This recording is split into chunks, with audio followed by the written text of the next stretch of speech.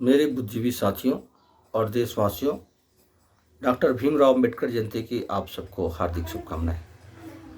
आज डॉक्टर भीमराव अंबेडकर का जन्मदिन है। इस अवसर पर मैं उनके बारे में कुछ चंद बातें बोलना चाहता हूँ। डॉक्टर भीमराव अंबेडकर जी का जन्म आज ही के दिन 14 अप्रैल 1891 को महू मध्य प्रदेश में हुआ था। उनका जन्म एक दलित परिवार में हुआ था, जिसको तत्कालीन समय में गरिमामय जीवन जीने की किसी प्रकार से आज़ादी या सुविधाएं प्राप्त नहीं था। इसके बावजूद डॉक्टर भीमराव अंबेडकर ने भारत के संविधान को, आइन को लिखा। भारत का संविधान, जैसा कि आप सबको पता है, विश्व के सबसे बड़ा लिखित संविधान है, जिसमें हम देशवासियों को हजारों की संख्या में विशेष अधिकार और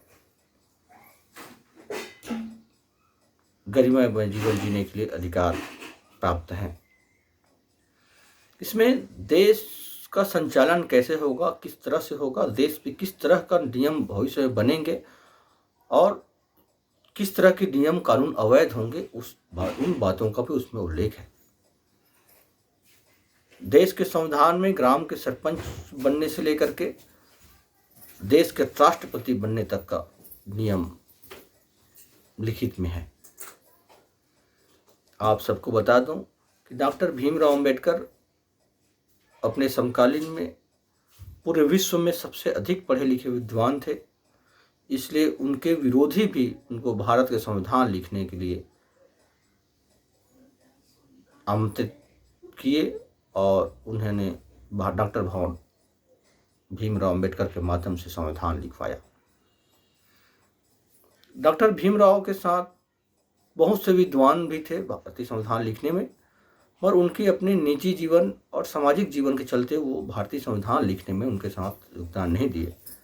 यदि हम भारतीय संविधान सभा की बात करें तो भारत के संविधान लिखने में जितने जो 300 लगभग सदस्य थे, उनका योगदान है एक तरफ, तो कहीं अकेले भारत डॉक्टर भीमराव अंबेडकर का योगदान उनसे कहीं अधिक है। हम जानते हैं कि हम सुनते हैं ये बात कि डॉक्टर भीमराव अंबेडकर दलितों के नेता हैं, शूद्रों के नेता हैं, और ये बात बिल्कुल सरासर झूठा है। क्योंकि डॉक्टर भीमराव अंबेडकर ने न सिर्फ SC ST माइनॉरिटी और OBC के लिए संविधान का निर्माण किया, उनको विशेष अधिकार दिए, बल्कि हर वर्ग की महिलाओं को भी विशेष अधिकार दिए हैं। यदि हम भारत के आज़ादी के पहले या संविधान लागू होने के पहले की बात करें तो SC ST OBC और महिलाओं को थोड़ा सा भी स्वाभिमान की जीवन जीने का अधिकार नहीं था।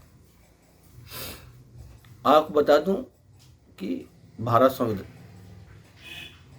स्वतंत्र होने के बाद डॉक्टर भीमराव अंबेडकर संविधान में ही हिंदू कोड बिल, जिसमें महिलाओं को विशेष अधिकार और महिलाओं की स्थिति सुधारने से संबंधित प्रावधान जोड़ना चाहते थे, मगर पुरुष प्रधान समाज की मानसिकता से ग्रसित सदस्यों और लोगों के विरोध के कारण वो संविधान में इस बात का उल्लेख नहीं कर पाए।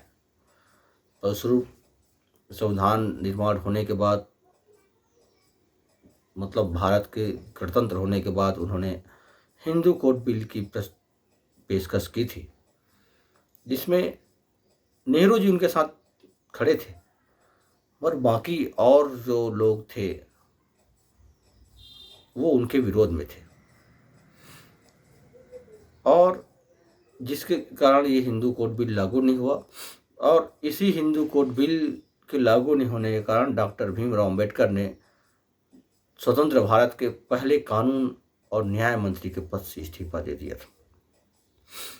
आप सबको मालूम होनी चाहिए कि डॉक्टर भीमराव अंबेडकर ने लगभग 32 से अधिक मौलिक किताबें लिखी, और उसके बाद 25 से अधिक किताबों और धर्म ग्रंथों की समीक्षा और शोध पत्र लिखे। Doctor Bhimrao Ambedkar double doctorate थे और बहुत सारी उनके पास डिग्रियां थी। डॉक्टर भीमराव अंबेडकर हमेशा पढ़ने पर विश्वास करते थे, ज्ञान अर्जित करने पर विश्वास करते थे, और उसके बाद उसका समीक्षा करके वो देश को कैसे बेहतर बना सकते हैं उस पर काम किया करते थे। डॉक्टर भीमराव अंबेडकर केवल संविधान निर्माता या एक राजनीतिज्ञ व्यक्ति नहीं थे, बल्कि वो अर्थशास्त्री थे, कानून के जानकार व्यक्ति थे, दार्शनिक थे, लेखक थे, पत्रकार थे, समाजशास्त्री, मानव विज्ञानी, शिक्षाविद, धर्मशास्त्री, दार्शनिक और प्रोफेसर और संपादक भी रहे हैं। साथियों, डॉक्टर भीमराव अंबेडकर का 65 वर्ष की उम्र में 6 दिसंबर 1956 को नई दिल्ली में दुखद निधन हो गया। और अंत में मैं अपनी वाणी को विराम देने के पहले जय भीम, जय भारत के साथ आपको सलाम करता हूँ। भारत माता की जय।